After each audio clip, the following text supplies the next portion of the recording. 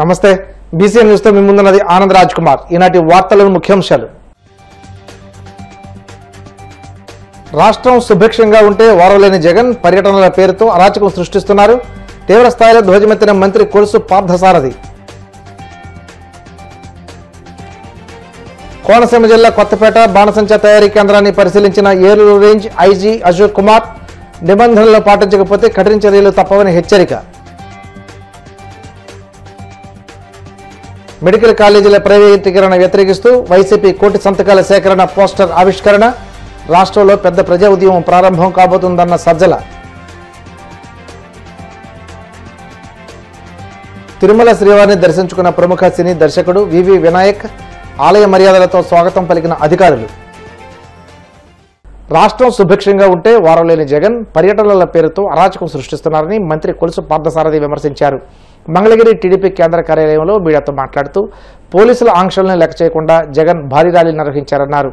ప్రజల నుండి స్పందన రాకపోవడంతో విలేకరుల సమావేశంలో అరుపులు పెడబొబ్బలు పెట్టారని ఎద్దేవా చేశారు. జగన్కు లంచాలు ఇవ్వలేకే కాంట్రాక్టర్లు వైద్య కళాశాలల నిర్మాణాన్ని ఆపేశారన్నారు. ఆయన సీఎంగా ఉన్నప్పుడు గంగవరం, మచిలీపట్నం పోర్టులు, భోగాపురం విమానాశ్రయాన్ని పీపీపీ మోడల్లో చేపట్టారని గుర్తు చేశారు. నర్సీపట్నం వైద్య కళాశాల నిర్మాణానికి 2.14% నిధులు కేటాయించారని వెల్లడించారు. శాసనసభ్యులు జగన్మోహన్ రెడ్డి గారి నర్సీపట్నం పర్యటన చూస్తా ఉంటే ఉత్తరాంధ్ర ప్రజలు జగన్మోహన్ రెడ్డికి బాగా బుద్ధి చెప్పినట్లు ఆయన మాటల్లోనే చాలా స్పష్టంగా అర్థమవుతుందని చెప్పేసి నేను మనవి చేస్తా ఉన్నాను. అక్కడ ప్రజలు రాక యాత్ర పూర్తిగా ఫెయిల్ అయిన పరిస్థితుల్లో ఆయన మాటల ద్వారా ఆయనలోని ఫ్రస్ట్రేషన్ ని బయట పెడుతూ ఎటువంటి సబ్జెక్టు లేకోకుండా ప్రజలకు మేలు చేసే ఆలోచనలు ఒక్కటి కూడా ఆయన మాటల్లో కనపడకుండా ఏదో పురాణం చెప్పినట్లు పెడబొబ్బలు పెడుతూ అరుపులు అరుస్తూ ఆయన ఉపన్యాసం అర్థమవుతుంది. ఆ ఉపన్యాసాన్ని వింటే ఆయనలో ఫ్రస్ట్రేషన్ ఏంటో కూడా అర్థమవుతుందని చెప్పేసి మనం చేస్తాను. నిజంగా ప్రజల నుంచి ఆయనకి ఈ విషయంలో ఏదైతే పీపీపీ మోడల్ మీద వైసీపీ నాయకత్వం కానీ వైసీపీ నాయకులు కానీ రోడ్లెమ్మటే పడి పొర్లు దండాలు పెడుతున్న దానికి ప్రజల నుంచి ఏదన్నా స్పందన కానీ సపోర్ట్ కానీ పీపీపీ మోడల్ మీద వ్యతిరేకత కానీ ఉంటే ఆయన ఆ విధంగా గౌవకేకలు పెట్టాల్సిన అవసరం ఉందని చెప్పేసి నేను మనవి చేస్తాను.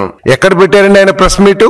ఆయన ఏదో ఫోటోలు చూపిస్తా ఉన్నారు. ఈ విధంగా ప్రతి ఫోటోని ఏది ఆర్కిటెక్ట్ గనక బొమ్మ గీసిస్తే ఆ బొమ్మల్ని చూపిస్తా ఉన్నాడు.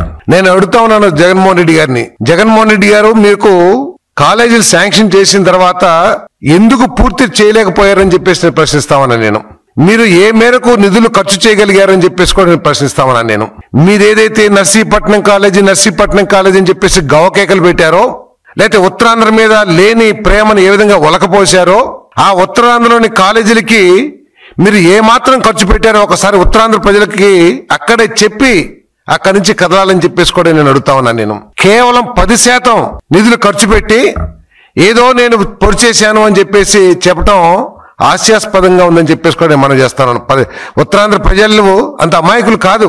వారి కళ్ళెదురుగుండా మీరు చేసిన అక్రమాలు ఏమిటో, మీరు చేసిన దోపిడీలు ఏమిటో చాలా స్పష్టంగా అర్థమైందని చెప్పేసి నేను మనం చేస్తా ఉన్నాను. నేను ఈ రోజు పీపీపీ మోడల్ గురించి మీరు ఏదో గావకేకలు పెడతా ఉన్నారు. జగన్మోహన్ రెడ్డి గారు పీపీపీ అంటే మీ ఉద్దేశంలో ప్రైవేటైజేషన్ అని చెప్పేసి ఎందుకు అంటున్నారు అని చెప్పేసి ప్రశ్నిస్తా ఉన్నాను. నేను మీకు అవగాహన ఉండి మాట్లాడుతున్నారా, లేకపోతే అవగాహన లేకోకుండా ప్రజల్ని మభ్య పెడతానికి మీ అరాచకాలని దాచిపెట్టడానికి ప్రయత్నం చేస్తున్నారా అని చెప్పేసి అడుగుతా ఉన్నాను. నేను ప్రైవేటైజేషన్ కి పీపీపీ మోడల్ కి తేడా తెలియని మీరు అసలు ఒక నాయకుడు, ఒక రాజకీయ పార్టీకి నాయకుడిగా ఏ విధంగా అయ్యారని చెప్పేసి కూడా నేను ఇది ప్రశ్నిస్తా ఉన్నా. నేను మీరు ఎందుకు ఈ పీపీపీ మోడల్ ని వ్యతిరేకిస్తున్నారో ఒకసారి ఈ రాష్ట్ర ప్రజలకి సమాధానం కూడా చెప్పాలని చెప్పేసి కూడా అడుగుతా ఉన్నా. నేను మీరు ఎప్పుడు కూడా మీ ప్రభుత్వంలో పీపీపీ మోడల్ అనే విధానాన్ని మీరు అవలంబించలేదని చెప్పేసి కూడా అడుగుతా ఉన్నాను. నేను గంగవరం పోర్టు కానివ్వండి, భోగాపురం ఎయిర్పోర్ట్ కానివ్వండి, మచిలీపట్నం పోర్టు కానివ్వండి,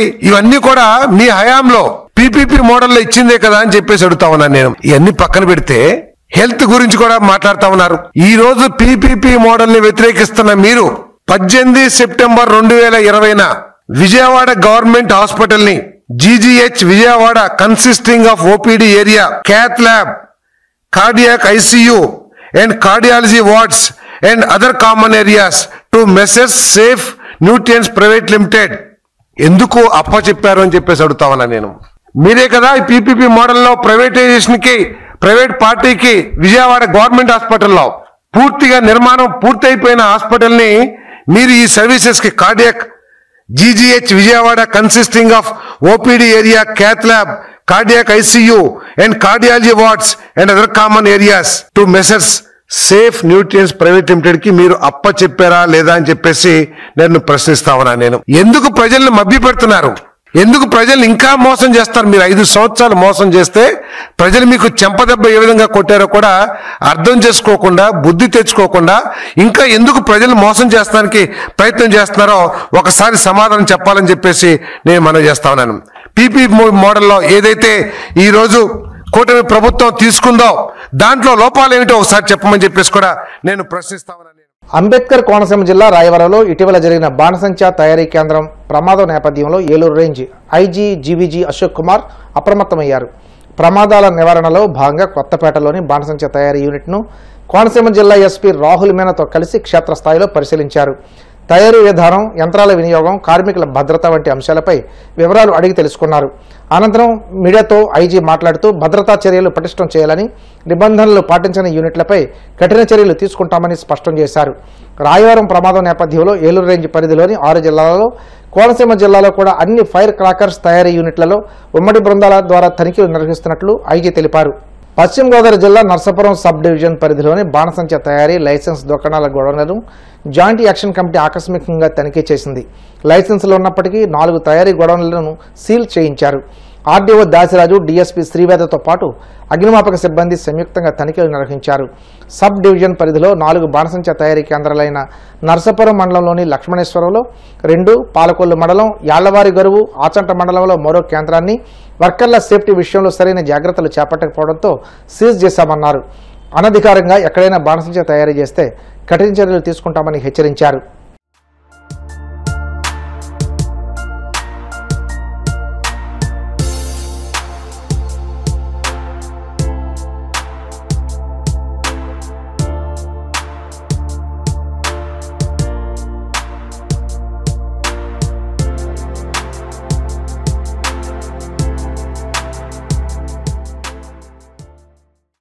నర్సాపూర్ డివిజన్లో టోటల్గా LE1 అంటే బాణాసంచా తయారీ కేంద్రాలు 4 వరకు ఉన్నాయి. ఆ 4 తయారీ కేంద్రాలను కూడా నేను మా డిఎస్పీ గారు, అదేవిధంగా రెవెన్యూ, పోలీస్, ఫైర్ ఆఫీసర్ అందరం కలిపి జాయింట్ తనిఖీ చేయటం జరుగుతుంది. అంటే ఇవి మామూలుగా ప్రతి సంవత్సరం కూడా మేము వీళ్ళకి లైసెన్స్ ఉంటుంది, ఆ లైసెన్స్ రెన్యువల్ చేయడం కోసం పరిశీలించడం జరుగుతుంది. అయితే పరిశీలించిన పిదప ఇక్కడ మామూలుగా ఇది ఊరికి చాలా దూరంగా ఉండి జనావాసాలకి దగ్గర లేకుండా అన్ని సేఫ్టీ మెజర్స్ తీసుకున్నప్పటికీ ఈ యొక్క వర్కర్స్ ఎవరైతే చేస్తున్నారో వాళ్ళకి సంబంధించినటువంటి సేఫ్టీ మెజర్స్ విషయంలో ఇది మనం పూర్తి స్థాయి మనకి భద్రత కానీ లేకపోతే పూర్తి గ్యారంటీ ఇవ్వలేని పరిస్థితి ఉంది. మరి దీనివల్లే ఎన్ని పర్మిషన్లు ఉన్నా మరి నిన్న మనకి రాయవరం కోనసీమ జిల్లాలో అక్కడ పెద్ద ఇన్సిడెంట్ జరిగి దరిదాపు ఆ స్పాట్ లో 6, తర్వాత ఇంకా మృతుల సంఖ్య పెరిగింది, మరి 10 వరకు వెళ్ళి అంటున్నారు. మరి ఈ నేపథ్యంలో మరి ఈ యొక్క బాణాసంచా తయారీ కేంద్రాలు ఏవైతే ఉన్నాయో అవికి సంబంధించి వీళ్ళకి ప్రొఫెషనలిజం లేకపోవడం వల్ల వీటిలన్నిటి కూడా క్లోజ్ చేయాలన్నది ఒక ప్రభుత్వం దృఢ నిశ్చయం తీసుకోవడం జరిగింది. ఆ నిర్ణయం అనుకూలంగా అన్ని మనకి ఈ LE1 అంటే తయారీ కేంద్రాలు ఏవైతే ఉన్నాయో వాటిలన్నీ కూడా సీలు నిర్ణయం వేయించడం జరిగింది. అవి కూడా కరెక్ట్గా ఉన్నాయి లేదన్న విషయాన్ని నేను మా డిఎస్పీ గారు ఇప్పుడు పరిశీలిస్తున్నాం. అదేవిధంగా వీటితో పాటు తయారీ కేంద్రాలతో పాటు అమ్మక కేంద్రాలు, అదేవిధంగా గోడౌన్స్ కూడా మేము చెక్ చేయడం జరుగుతుంది. మరి అక్కడ కూడా మనం వర్కర్స్కి సేఫ్టీ ఉండాలి. వర్కర్స్ సేఫ్టీ లేకపోతే అది చాలా మృతుల సంఖ్య చాలా క్షణాల్లో జరుగుద్ది. ఇది మనకి ప్రివెన్షన్ కూడా చాలా కష్టమైపోద్ది. ఆ టైంలో 10 సెకండ్లు 20 సెకండ్లో చాలా బూడిదైపోద్ది ఇదంతా. మరి అటువంటి పరిస్థితుల్లో అది చాలా మైన్యూట్ గా అత్యంత జాగ్రత్తగా ఉండాలి. మరి ఆ అత్యంత జాగ్రత్తగా లేని సందర్భాల్లో వీటిని మూసివేయటం తప్ప మనకు వేరే మార్గం లేదు. దీనికి ప్రజలు కూడా కొద్దిగా అర్థం చేసుకోవాలి. ఎందుకంటే ప్రాణాలు ముఖ్యం, పండగ కన్నా ప్రాణం ముఖ్యం. ఆ విధంగానే మేము చర్యలు తీసుకోవడం జరుగుతుంది. మెడికల్ కాలేజీల ప్రైవేటీకరణ వ్యతిరేకిస్తూ వైసీపీ కేంద్ర కార్యాలయంలో 1,00,00,000 సంతకాల సేకరణ పోస్టర్ను party state coordinator Sajjala Ramakrishna Reddy, ఎమ్మెల్సీలు లేళ్ల అప్పిరెడ్డి, మొండితోక అరుణ్ కుమార్, మాజీ MLA Malladi Vishnu, Vijayawada mayor Rayana Bhagyalakshmi, YCP NTR జిల్లా అధ్యక్షుడు దేవినేని అవినాష్ తదితరులు ఆవిష్కరించారు. ఈ సందర్భంగా సజ్జల మాట్లాడుతూ రాష్ట్రంలో పెద్ద ప్రజా ఉద్యమం ప్రారంభం కాబోతుందని, 45 రోజులకు పైగా ఈ కార్యక్రమం కొనసాగుతుందన్నారు. ప్రభుత్వ మెడికల్ కాలేజీల ప్రైవేటీకరణపై ప్రజా ఉద్యమం చేపట్టి గవర్నర్ దృష్టికి తీసుకెళ్తామన్నారు. వైఎస్ఆర్సీపీ అధ్యక్షులు మాజీ ముఖ్యమంత్రి వైఎస్ జగన్మోహన్ రెడ్డి గారు చేసిన దిశానిర్దేశం ప్రకారం అక్టోబర్ 10 నుంచి దాదాపు 45 రోజులు పైగా రాష్ట్రంలో ఒక పెద్ద ప్రజా ఉద్యమం ప్రారంభమవుతోంది. దీనికి వైఎస్ఆర్ కాంగ్రెస్ పార్టీ ఇనిషియేట్ చేసి గ్రామ స్థాయి వరకు ప్రజల్లో ఒక చర్చను తీసుకొచ్చి ప్రభుత్వ మెడికల్ కళాశాలల ప్రైవేటీకరణకు వ్యతిరేకంగా ప్రజా ఉద్యమం నిర్మించి దాన్ని గవర్నర్ దృష్టికి తీసుకెళ్లాలనే కార్యక్రమం నిర్ణయించుకుంది పార్టీ. గత నెలన్నరగా దీని మీద చర్చ జరుగుతోంది. ఇప్పటికే ప్రజల్లో అవగాహన కూడా వచ్చింది. అంటే దీనికి పెద్ద కష్టపడాల్సిన కాంప్లికేటెడ్ ఇష్యూ కూడా కాదు. ప్రభుత్వ ఆసుపత్రికి, ప్రైవేట్ ఆసుపత్రికి, ఒక ప్రభుత్వ మెడికల్ కళాశాలకు, ప్రైవేట్ మెడికల్ కళాశాలకు తేడా ఎలా ఉంటుంది, ఏది ప్రజలకు ఎక్కువ ఉపయోగపడుతుంది, ముఖ్యంగా పేదలకు, మధ్యతరగతి ప్రజలకు, ఇంకా అంతకంటే ఉన్నత స్థాయి వాళ్ళైనా సరే స్పెషలైజ్డ్ సేవలుగా అందాలంటే ఏ ఆసుపత్రిలో కాస్ట్ ఎఫెక్టివ్గా, అంటే ఎక్కువ ఖర్చు లేకుండా క్వాలిటీ వైద్యం అందుతుందంటే అది ప్రభుత్వ కళాశాలలోనూ ప్రభుత్వ ఆసుపత్రిలోనూ అనే విషయం ఎవరైనా అంగీకరిస్తారు. దానికి పెద్దగా లోతుగా చూడాల్సిన అవసరం లేదు. 100 ఏళ్లలో 12 కాలేజీలు వస్తే ఈ 5 ఏళ్లలోనే 17 కాలేజీలు ఇనిషియేట్ చేసి 5 కాలేజీలు ప్రారంభించాం. టీచింగ్ ఆసుపత్రులు కూడా అప్గ్రేడ్ అయినాయి. పూర్తి స్థాయిలో కాకపోయినా అప్గ్రేడ్ అయ్యి ఇంకా అక్కడి నుంచి పెరగడానికి అవకాశం ఉంది. ఇంకో 2 కళాశాలలు పూర్తి అయ్యాయి. 7 కళాశాలలు. ఆ రెండిట్లో ఒకదానికి సీట్లు కేటాయిస్తే తర్వాత వచ్చిన చంద్రబాబు నాయుడు ప్రభుత్వం దాన్ని రిజెక్ట్ చేసింది. ఇంకొక కళాశాల పాడేరులో ఈ మధ్య మొదలైనట్టుంది. 7. ఇంకో 3 కళాశాలలు దాదాపు పూర్తిగా వచ్చాయి. 90% అంతా అయిపోయి బహుశా మా ప్రభుత్వం వచ్చింటే, వైఎస్ఆర్సీపీ ప్రభుత్వం వచ్చింటే ఈవేళకు అక్కడ ఆ 3 కూడా పూర్తి 10 కళాశాలలు పూర్తి కంప్లీట్గా అడ్మిషన్లు కూడా మొదలయ్యేవి. 5 + 2 + 3.